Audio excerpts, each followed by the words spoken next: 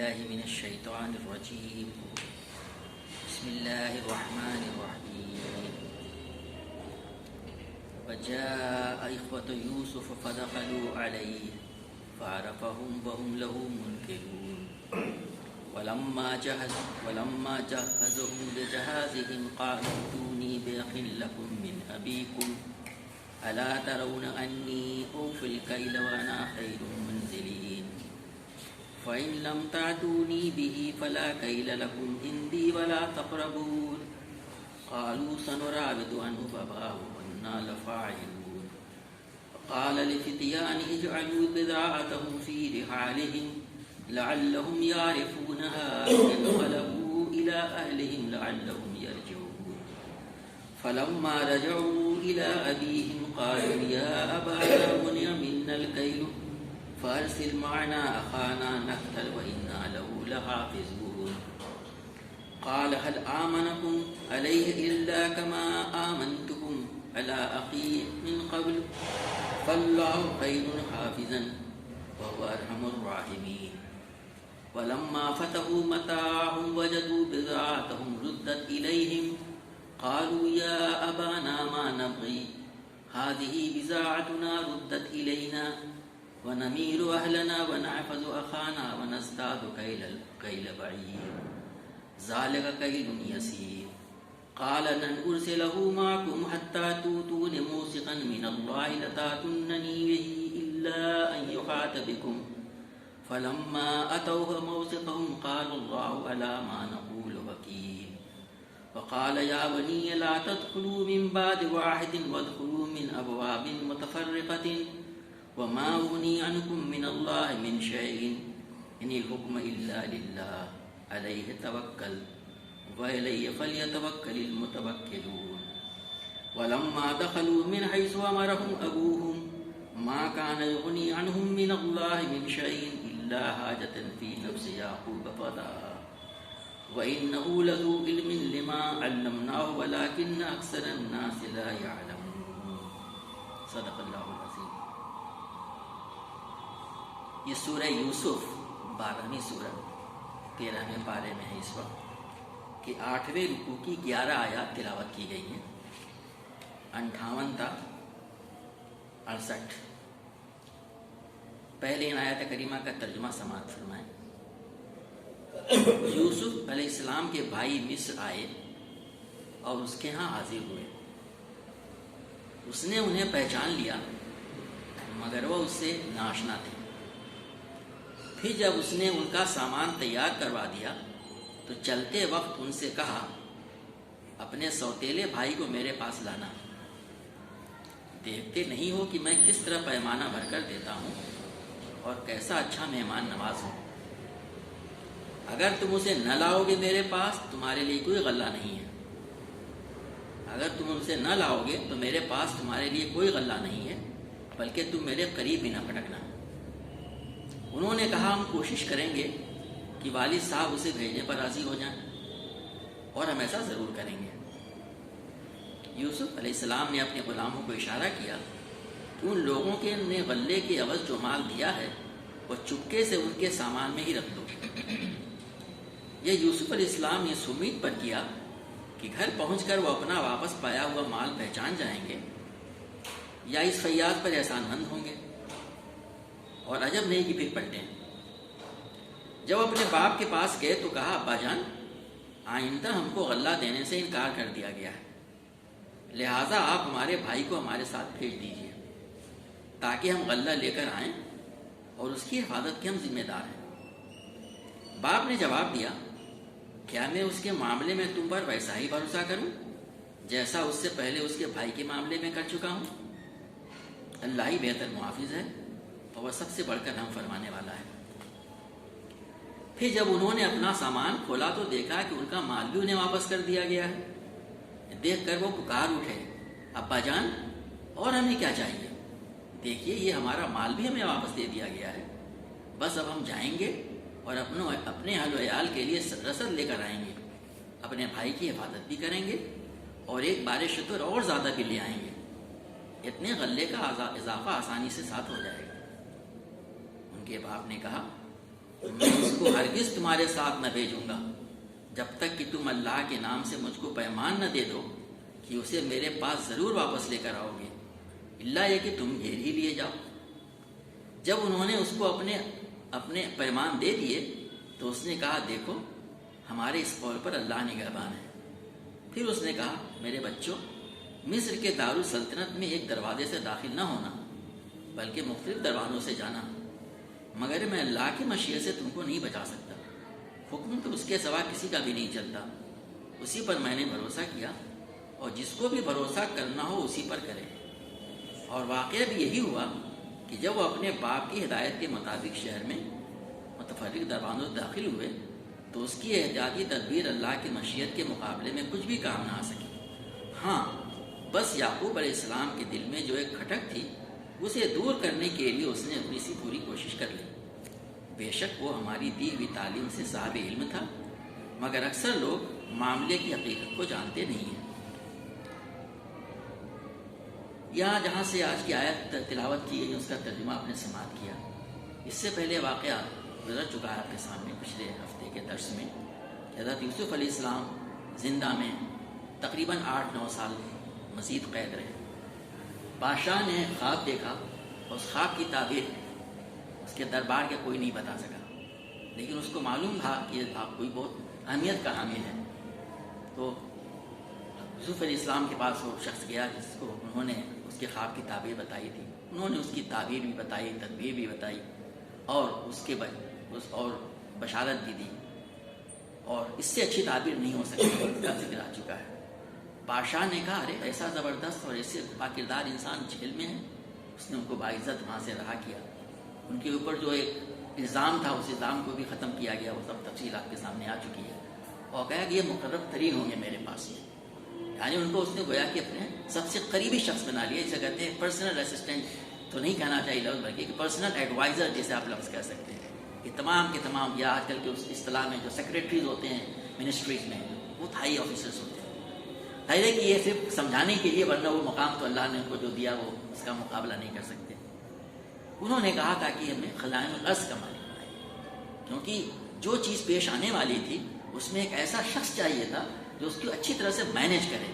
7 سال کی فراوانی اور 7 سال کا قحل ایک بڑا مرحلہ تھا، 14 سال کا جو ہونے والا تھا، اور پھر ان کے قریب ترین میں سے تھا۔ قرآن نے جو پچھلی آیتوں میں بات کہا ہے، اس طریقے سے اللہ تعالیٰ نے ان کو سرزمین میں یوسف کے لیے اقتدار کی راہ ہموار کی۔ وہ مختار تھا کہ اس میں جہاں چاہے اپنی جگہ بنائے، گویا کہ وہ مختار کل تھے مصر کے، سارے کے سارے فیصلے وہی لے رہے تھے۔ اب قرآن پاک نے یہاں پر وہ غیر ضروری تفصیلات 7-8 سال کی 9 سال کی چھوڑ دی ہیں کہ قحط آیا، اس میں 7 سال کی فراوانی میں حضرت یوسف علیہ السلام نے وہاں کے اقتدار مقتدر اعلیٰ کی حیثیت سے انہوں نے کیا کیا پیش بندیاں کی اور کس طریقے سے مینجمنٹ کیا کہ اچھی طرح سے بارش اللہ تعالیٰ کی طرف سے ہو رہی ہے، اناج اگائے جائیں، ان کو کیسے اکٹھا کیا جائے، کس طرح سے اس کی تقسیم وغیرہ تمام چیزیں وہ کرتے رہے، اور مصر کے لوگوں میں گویا کہ خوشحالی تھی۔ اس کے بعد سے پھر قحط کا زمانہ شروع ہوا 7 سال کے بعد، جیسا کہ پیشین گوئی تھی۔ اب یہ قحط جو تھا وہ لوکل نہیں تھا، ظاہر ہے کہ یہ جو آسمانی آفات ہوتی ہیں وہ کسی کنٹری وائز نہیں ہوا کرتی ہیں، وہ تو علاقے کے وائز ہوتی ہیں۔ تو مصر میں ہی یہ قحط نہیں تھا، بلکہ اس کے اطراف میں بھی قحط پھیلا ہوا تھا۔ مصر سے لگا ہوا کنعان کا علاقہ تھا جو آج کل کا فلسطین ہے، شام تھا، وغیرہ وغیرہ، یہاں پر بھی قحط پھیل گیا تھا۔ تو قرآن کے اس بیان سے معلوم ہوتا ہے کہ حضرت یوسف علیہ السلام نے نہ یہ کہ صرف مصر والوں کو غلے کی تقسیم اور تمام انتظام کیے، بلکہ یہ بھی آپ نے انتظام کیا کہ باہر کے ممالک سے بھی لوگ آتے تھے اور ان کو بھی کسی ایک راشننگ کے طریقے پہ کہ کتنے لوگ ہیں اور 1 سال کے لیے غلہ دیا جائے گا، کتنے دیا جائے گا، یہ سب چیزیں آپ نے تدبیریں کی ہوں گی، اس سے اشارے ہمیں ملتے ہیں۔ تو چنانچہ یہ خبر وہاں بھی پہنچی کنعان میں، کیونکہ قحط تو ہر طرف تھا کہ مصر کا بادشاہ بہت ہی نیک ہے اور وہاں پہ ان لوگوں کو غلہ مل رہا ہے۔ چنانچہ حضرت یعقوب علیہ السلام نے اپنے بیٹوں کو بھی حکم دیا کہ تم بھی جاؤ اور مصر سے غلہ لے کے آؤ۔ اب وہاں سے بات شروع ہوتی، تو حضرت یعقوب علیہ السلام کے حکم میں ان کے 10 بیٹے جو بنیامین کے علاوہ، بنیامین حضرت السلام ایک ماں سے بیٹے، ان کو انہوں نے رکھ لیا تھا، کیونکہ وہ حضرت السلام کی جدائی کے بعد ان کو اپنے ساتھ اپنے محبوب رکھتے تھے انہیں، اور ظاہر ہے کہ ایک تجربہ ہو چکا تھا۔ اس کے علاوہ انہوں نے 10 بھائیوں کو بھیجا، اور وہیں سے یہاں پہ بات شروع ہو رہی ہے کہ جب یہ بھائی وہاں پہ آئے ہوں گے تو ظاہر ہے کہ جس طریقے سے کسی غیر ملک سے آنے والے کے لیے ویزا کی فیصلے ہوتی ہیں اور کچھ انکوائریز کی جاتی ہے وہ لوگ کیوں آئے ہیں، کیا مقصد ہے، وغیرہ وغیرہ، ایسے ہی کچھ ہوا ہوگا کہ وہاں کے مقامی لوگوں کے لیے تو غلہ دیا جا رہا ہوگا جو طریقے بنائے گئے تھے، لیکن کوئی آدمی باہر سے آ رہا ہوگا تو اس کے لیے پوچھ پاچھ ہوتی ہوگی اس کے کہ بھئی کون لوگ کہاں سے آئے ہیں، کچھ ذخیرہ اندوزی تو نہیں کرنے والے ہیں جیسا کہ ہوتا ہے قحط کے زمانوں میں، جو اسے ہم کیا کہتے ہیں وہ ہورڈنگ وغیرہ قسم کی چیزیں، تو اس طرح کی چیزوں کی تو نہیں ہے، تمام تفصیلات پر ہے۔ اس کا بھی امکان رہتی ہے یوسف علیہ السلام کو تو پورا خیال ہوگا کہ ان کے والدین اور بھائی کہاں رہتے ہیں، وہاں پر بھی قحط ہوگا، کتنے پریشان ہوں گے، لیکن قرآن پاک ایسا کوئی اشارہ نہیں کرتا جس سے معلوم ہو کہ حضرت یوسف علیہ السلام ان کو اطلاع دینے کی کوئی فکر کر رہے ہیں کہ وہ مطلع کر دیں، باپ کو پریشانی ہوگی، بیٹا ہمارا گیا تو ملا ہی نہیں، اور اندازہ ہوتا ہے کہ ان کی آنکھیں، یعنی قرآن آگے کہہ رہا ہے کہ آنکھیں ان کی آنکھی ہوگی باپ بیٹے کے غم میں روتے روتے، لیکن یوسف علیہ السلام ایسی کوئی خبر نہیں بھجواتے، نہ دیتے ہیں، جبکہ وہ بادشاہ ایک طرح سے تھے، کسی کو میسج بھجوایا جا سکتا تھا، کوئی مشکل کام نہیں تھا کسی زمانے میں بھی۔ بہرحال اب وہاں سے بھائی آئے ہوئے ہیں تو ان کو جو ہے ان کے سامنے پیش کیا گیا۔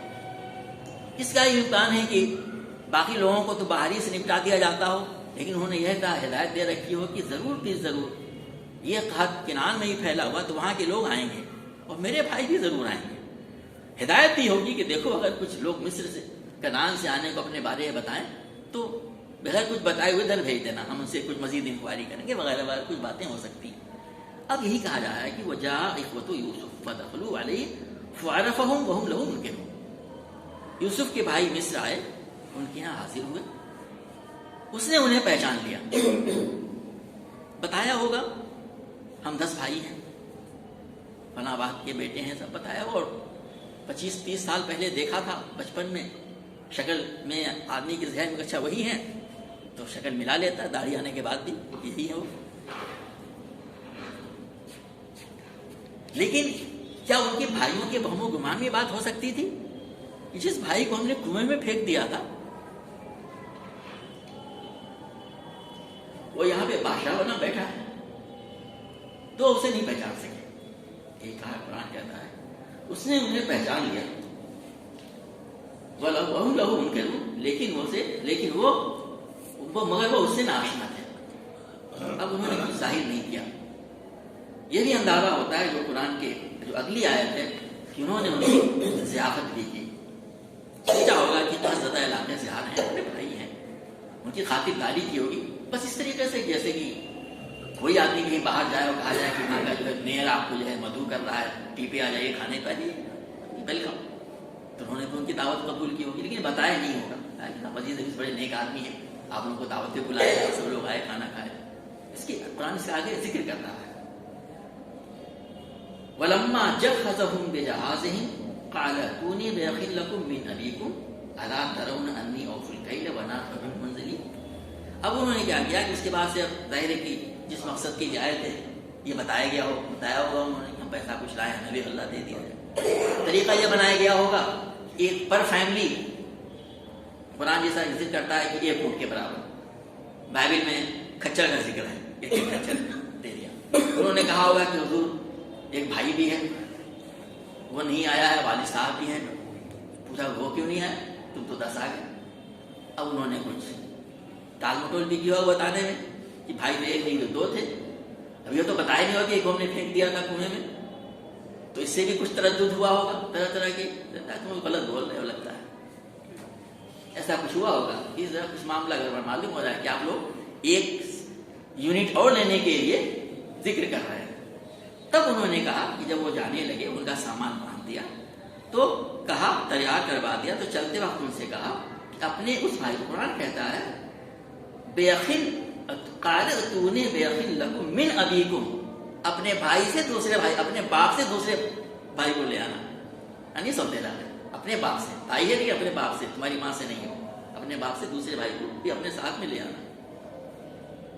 اب انہوں نے ان کو تشریف دیا، الا ترون انی اوفی الکیل، کیا تم دیکھتے نہیں ہو کہ میں بالکل پیمانہ بھر کے دیتا ہوں، کوئی کمی بیشی کسی قسم کی نہیں جو ہم نے بنایا ہوا ہے، جیسے جو بھی طریقہ بنایا ہوا، وانا خیر المنزلین، اور اچھا مہمان نواز بھی ہوں۔ انہوں نے اس کا بھی حوالہ دیا یعنی تمہیں کوئی تردد نہیں ہونا چاہیے اپنی بات کی صداقت کو بتانے کے لیے. اپنی اگلے آنا تو اپنے بھائی کو بھی ساتھ میں لے آنا. میں نے اچھا دے بھی رہا ہوں اور تم نے دیکھا کہ میں یعنی کوئی روڈ نہیں ہوں, مہمان نوازی بھی قاطعی کرتا ہوں اچھی طرح سے. اور اس کے بعد سے آگے تنبیہ بھی کیا, فَإِن لَمْ تَأْتُونِي بِهِ, لیکن اگر تم اس کو نہیں لائے, فَلَا كَيْدَ لَكُمْ عِندِي, تو تمہارے لیے میرے پاس کوئی غلہ نہیں, کچھ تمہیں نہیں ملے گا.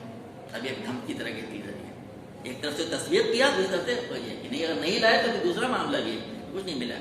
وَلَا تَقْرَبُونَ, یہی نہیں کہ کچھ ملے گا نہیں, تمہارے قریب ہی نہیں پھٹکنا.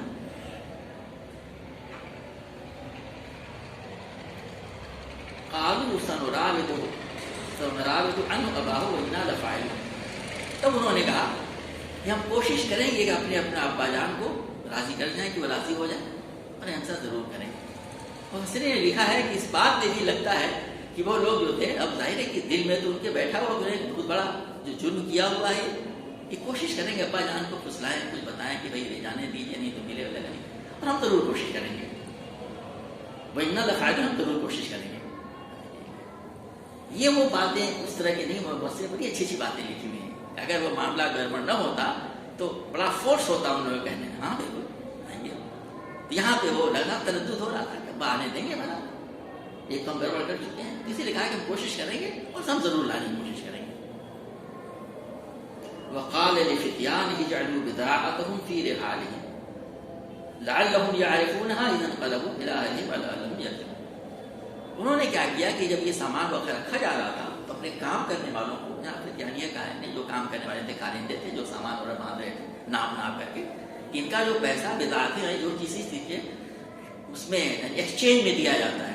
کچھ لوگوں نے اس سے مال متا لیا ہے کہ کچھ سامان لائے تھے بارٹر سسٹم کے طور پہ, کیونکہ قرآن درہم نہیں کہہ رہا ہے جو پیسہ لائے جو پیسہ رکھ دیا, بلکہ قرآن یہ کہہ رہا ہے بضاعتیں ہیں, یعنی جو سامان لائے تھے وہ اس کے ایکسچینج کے لیے. تو کچھ بھی ہو سکتا ہے, کہا کہ اس میں سامان میں رکھ دینا.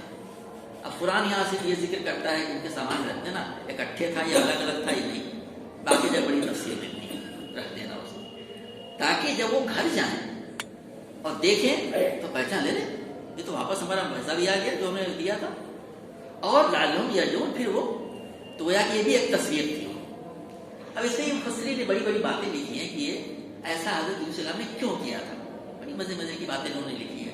کسی نے کہا تھا یہ بڑے یعنی کیا کہتے ہیں کہ عجیب کیا لفظ اردو کا ہے جس میں کہ جو ہے یعنی مروت کے خلاف یہ بات ہوگی کہ اپنے بھائیوں سے پیسہ لیں اور اللہ ان کو دے. کسی نے کہا کہ اس لیے رکھا ایسا نہ ہو کہ اگلی مرتبہ جب آئے اور ہر طرف گھر کا حال انہیں معلوم تھا, اور کیا حال ہوگا ابھی معلوم تھا انہیں, کہ اگلی مرتبہ پیسہ ان کے پاس نہ ہو, پھر اس وجہ سے تردد میں پڑے کہ ہمارے پاس تو پیسہ نہیں, کیا لے کے جائیں خریدنے کے لیے. یہ بھی سوچا ہوگا کہ صاحب یہ تصویر کے لیے, ارے مال بھی ہمارا واپس آ گیا. کسی نے یہ لکھا ہے کہ انہوں نے تحفتاً کہ اپنے ابا جان کو ہی بھجوا دیں اپنی طرف سے. تمام باتیں ہو سکتی ہیں, اور تمام کے تمام مقصد یہی ہے ان کو تصویر ہونی کہ وہ ضرور آئیں لے کر کے. فلما رجعوا الى ابيهم قالوا يا ابانا منع منا الكيل فارسل معنا اخانا نقتل وانا له حافظون. اب قرآن ساری تفصیلات نہیں دیتا ہے, وہ واپس گئے, وہاں پر جا کر انہوں نے ساری تفصیل بتائی ہوگی, اور اس کے بعد سے بھی کہا ہوگا کہ صاحب نے کھانا پینا ہوا سب بتایا ہوگا. اور پھر اصل بات ہو گئی, قرآن اس کا ذکر کرتا ہے کہ جب وہ اپنے باپ کے پاس گئے تو کہا ابا جان آئندہ ہم کو غلہ دینے سے انکار کر دیا گیا ہے, لہٰذا آپ ہمارے بھائی کو ہمارے ساتھ بھیج دیجیے تاکہ ہم غلہ لے کر آئیں, اس کی حفاظت کے ذمہ دار ہم ہیں. اب دیکھیے قرآن بار بار اس طرف اشارہ کرتا ہے کہ جو دل میں چور ہیں ان کے, انہوں نے پہلے ہی کہہ دیا کہ ابا جان تو شاید راضی نہیں ہوں گے, تو کہا آپ کی مرتبہ منع کر دیا گیا, اگر ان کو لے جائے غلہ نہیں ملے گا آپ, تاکہ ہم غلہ لے کے آئیں. اور یہ کہا گیا کہ وَإِنَّا لَهُ لَحَافِظُونَ, ہم اس کی حفاظت کے ذمہ دار ہیں. پچھلی مرتبہ حضور صاحب لے گئے تھے تو کتنا کہہ کے لے گئے تھے کہ ہم لے جائیں گے, دیکھیں گے, اور ہم کئی بھائی ہیں اور کیسے بھیڑیا آ جائے گا کھا لے گا وغیرہ, اس کی حفاظت کے ذمہ دار ہیں, میں خود ہی کہہ دیا ہوں. قال هل، اب یہاں تو قرآن یہ ذکر نہیں کرتا ہے کہ انہوں نے جو ہے اس کے بارے میں انکار کیا، کیا کچھ کیا فوراً ہی. قال هل آمنكم علیہ الا کما آمنتکم علی اخیہ من قبل. امنتکم علی ہاں امنتکم علی اخیہ من قبل. تو انہوں نے کہا، باپ نے جواب دیا کہ کیا میں اس کے معاملے میں بھی تم پر ویسا ہی بھروسہ کروں جیسا کہ اس سے پہلے اس کے بھائی کے معاملے میں کیا تھا. یہ بات تم نے سوچ دی کہی کہ ایسی بھروسہ کروں. اس کا جواب دینا چاہیے انہیں، لیکن انہیں منع بھی نہیں کیا. کیا واقعہ تھا؟ خط پڑا ہوا ہے، کہیں غلہ اور نہیں ملے گا، وہیں ہے بس اویلیبل ہے وہاں. اب کیسی مجبوری ہے. تو انہوں نے جو انکار بھی نہیں کیا اور کہا کہ فاللہ خیر حافظ. علماء نے بڑی عمدہ باتیں لکھی ہیں کہ پچھلی مرتبہ یہ بات نہیں کہی تھی جب حضرت یوسف اسلام کو بھیجا تھا. تو یہاں تو انہوں نے کہا کہ ٹھیک ہے اب اللہ پہ میں بھروسہ کرتا ہوں، اللہ محافظ ہے، سب سے اللہ بہتر محافظ اللہ ہے. فوراً انہوں نے کہا اللہ ہی بہتر محافظ ہے اور سب سے بڑھ کر رحم فرمانے والا ہے. تو انہوں نے اس مرتبہ ڈائریکٹ اللہ تبارک و تعالیٰ کا، یہ ہے مومنانہ رویہ، مومنانہ کردار. کہ تم جو کہہ رہے ہو حفاظت کرو گے نہیں کرو گے وہ الگ مسئلہ ہے، لیکن ہم نے اللہ پہ بھروسہ کیا. سب سے بڑا محافظ بھائی ہے، وہ مہربان ہے، وہ رحم کرنے والا ہے. وَلَمَّا فَتَحُوا مَتَاعَهُمْ وَجَدُوا بِضَاعَتَهُمْ رُدَّتْ إِلَيْهِمْ. بات کے صاحب قربان جائیے، بلاغت میں چھوٹے چھوٹے الفاظ میں کتنے بڑے معنی کا سمندر بنا گیا. میں بائبل دیکھ رہا تھا، 2 ابواب میں 5 صفحے میں ایسی تیسی تفصیلات، اس کی کوئی ضرورت نہیں ہے، فضول کی. اور یہ جو باریکیاں ہیں اس میں غائب ہیں بالکل. اب انہوں نے سامان کھولا. جب انہوں نے اپنا سامان کھولا تو دیکھا کہ ان کا مال بھی انہیں واپس کر دیا گیا، جو حضرت یوسف نے بعد میں رکھوا دیا تھا کہ جب وہ کھولے وہاں پہ گھر جا کے تب اسے پائے، پہلے نہیں معلوم ان کو. تو ان کی خوشی کا دیکھیے، قالوا یا ابانا ما نبغي، وہ پکار اٹھے ابا جان اور ہمیں کیا چاہیے. 2-3 باتیں تو پہلے بتا چکے تھے وہ، ہمیں کیوں جانا چاہیے وہاں پہ. اور اب کہتے ہیں اب یا ابانا ما نبغي، اب ہمیں اور کیا چاہیے اس سے بڑھ کر کے. هذه بضاعتنا ردت الینا، دیکھیے یہ ہمارا مال بھی واپس کر دے دیا گیا. وَنَمِيرُ أَهْلَنَا، بس اب ہم جائیں گے اپنے حلال کے لیے لے کر آئیں گے. ایک ہی جملے میں ساری باتیں کہتے چلے جاتے ہیں. وَنَحْفَظُ أَخَانَا، اپنے بھائی کی ہم حفاظت کریں گے. یہاں پہ نحفظ و کریں، سب مل کے حفاظت کریں گے، بالکل بے فکر ہو. وَنَزْدَادُ کہہ بڑھئیے، اور ایک بار شکر اور زیادہ بھی لے آئیں گے. بھائی ساتھ میں جائے گا اس کو. ذَلِكَ كَيْلٌ يَسِيرٌ. اس کے ترجمے میں مفسرین نے کئی طرح کی باتیں کہی ہیں. ایک یہاں پہ مولانا نے لکھا ہے اتنے غلے کا اضافہ تو آسانی سے ساتھ ہو جائے گا، یعنی اس کے جانے کی وجہ سے آسانی سے مل جائے گا، کوئی پرابلم نہیں ہوگی. اس سے مطلب کسی نے کہا ہے کہ اتنا سامان جو ہے لایا ہوا یہ کم ہے اور مل جانا چاہیے ہمیں. اور کسی نے مطلب اس کا یہ لیا ہے بادشاہ یعنی عزیز مصر کے لیے یہ تو آسان چیز ہے، ایک بار شکر اور دے دینا. بلکہ اسی میں پوشیدہ بات ہے کہ یہی کیا وہ چاہیں اور بھی دے سکتے ہیں، 1 2 یا 10 شکر اور دے دیں. وہ یہ مطلب لیا انہوں نے، سارے معنی لیے جا سکتے ہیں. ذالک کیلون یسیر تو بہت آسان ہے. حضرت ابو صاحب کا قال، حضرت ان کے باپ نے قال لن ارسلہ معکم حتی تؤتون موثقا من اللہ لتأتوننی به الا ان یحاط بکم. یعقوب علیہ السلام نے کہا، یعنی ان کے باپ نے کہا کہ میں اس کو ہرگز تمہارے ساتھ نہ بھیجوں گا جب تک کہ تم اللہ کے نام سے مجھ کو پیمان نہ دے دو کہ اسے میرے پاس ضرور واپس لے کر آؤ گے، الا ہے کہ تم گھیر ہی لیے. جیسے ہم لوگ بات کرتے ہیں تو ہاتھ آتے ہیں کہ پرومس، یہ اسلامی طریقہ ہے. جب اس وقت تک نہیں بھیجوں گا جب تک کہ تم اللہ کے نام سے مجھ کو پیمان نہ دے دو کہ تم کو ضرور بھی ضرور میرے پاس واپس لاؤ گے. لیکن دیکھیے یہ ہے مومنانہ بات. اگلی بات نے کہا ہے الا ان یحاط بکم، الا یہ کہ تم ہی گھیر لیے جاؤ. کیا مطلب اس کا ہے؟ مفسرین نے بڑی باتیں اچھی لکھی ہوئی ہیں کہ قحط کا زمانہ ہے، غلہ کہیں دستیاب نہیں ہے. ہماری عمر کے جو لوگ ہوں بچپن میں جب راشنی ہوئی تھی، بازار میں غلہ بالکل نہیں ملتا تھا، اس وقت راشن کارڈ کی اہمیت معلوم ہوئی تھی ہم لوگوں کو کہ آپ کے پاس کتنے یونٹ کا راشن کارڈ ہے، اور راشن کارڈ اگر کوئی غلط بنوا لے تو اس کو جیل بھی ہوتی تھی. 5 آدمی گھر میں ہے اور 6 کا بنوا لیا، جیل. مجھے یاد ہے بچپن اس طرح کی چیزیں ہوتی تھی. اس قسم کی چیزیں بھی چل رہی تھی وہاں پہ. اور یہ بھی ہو سکتا تھا کہ لوگ باہر سے طرح طرح کے مفسدین آ رہے ہیں وہاں پہ فساد پھیلانے کے لیے، غلہ لینے کے لیے. چور ڈاکے بھی ہو جاتے ہیں، شروع ہو جاتے ہیں جب ایسے حالات ہوتے ہیں تو بھوکمری وغیرہ ہوتی ہے، اس طرح کی چیزیں ہو جاتی ہیں. یہ تمام چیزوں کا امکان تھا. اسی طرف اشارہ کیا مفسرین نے کہ اللہ کہ تم گھیر لیے جاؤ.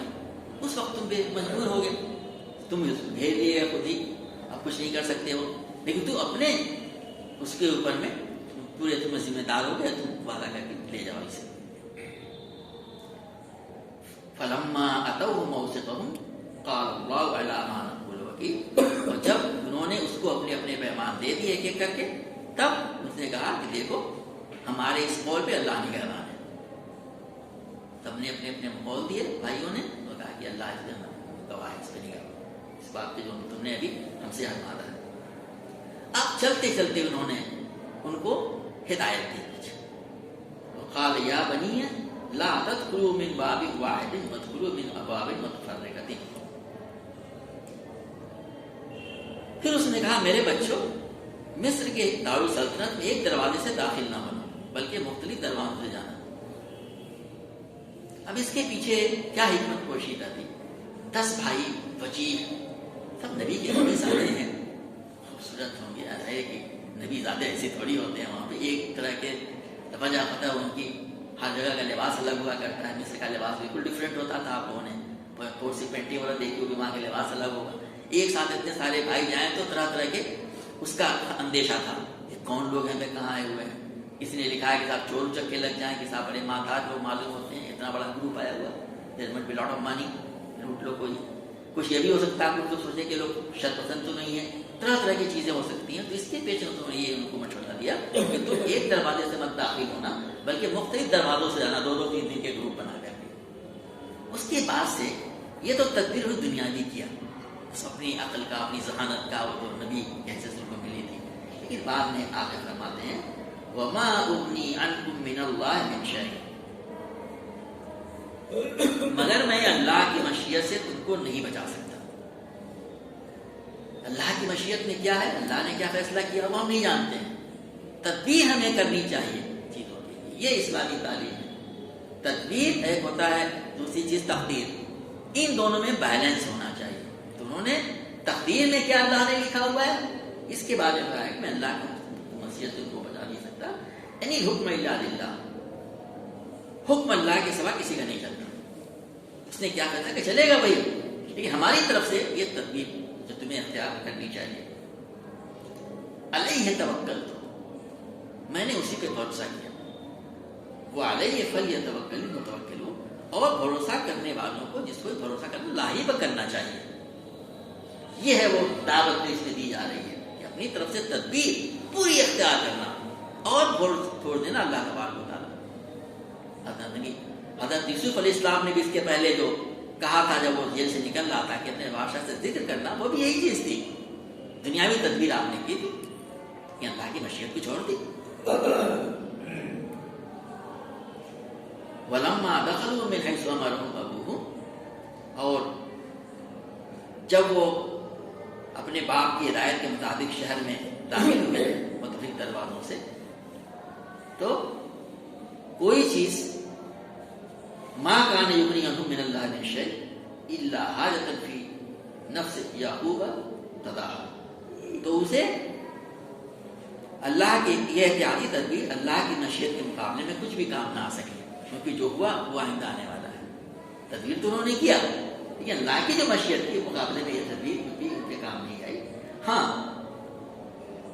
جو یعقوب علیہ السلام کے دل میں جو ایک کھٹک تھی اسے دور کرنے کی اس نے کوشش کر لی. ایک کھٹک تھی اس کو، جس کا بھی ہم نے آپ سے ذکر کیا، اس کو دور کرنے کو انہوں نے مشورہ ان کو دیا تھا کہ تم الگ الگ دروازوں سے داخل ہونا تاکہ تم پہچانے نہ جاؤ.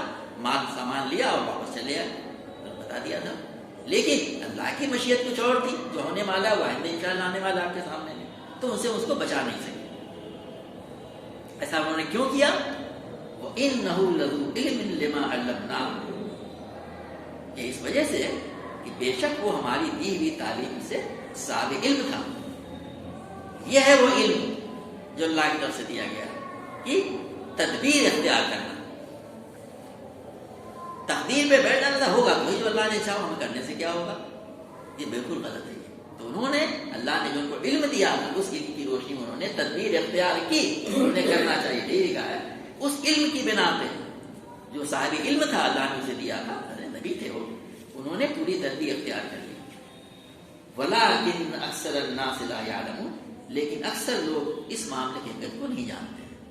یہی بات سمجھنے کی ہے کہ ہمیں تدبیر کرنی چاہیے. آج بھی ہمیں ہر معاملے میں جو بہترین سے بہترین تدبیر ہو سکتی ہے اسے اختیار کرنی چاہیے, لیکن آخری فیصلہ اللہ کا, حکم اللہ, اس میں چھوڑ دینا چاہیے. اور اگر وہ جو آئے اس کے بارے میں کہ یہی مشیت عزتی تھی, اسی میں ہمارے لیے بہتری ہوگی, اس پہ صبر کر لینا. لیکن ابھی تدبیر اختیار نہ کریں, مختلف قسم کی باتوں میں پڑھ کر کے سب ہونا تو ہو ہی جو ہوگا, کیا کرنے کی ضرورت, ہاتھ یاد کر کے بیٹھے رہو. یہ بات بالکل صحیح نہیں ہے. یہ تعلیمات ہمیں اس سے آیتوں سے ہمیں ملتی ہیں. اللہ تبارک و تعالیٰ نے قرآن پاک کو پڑھنے, اس کو سمجھنے, اس پر عمل کرنے کی خدا.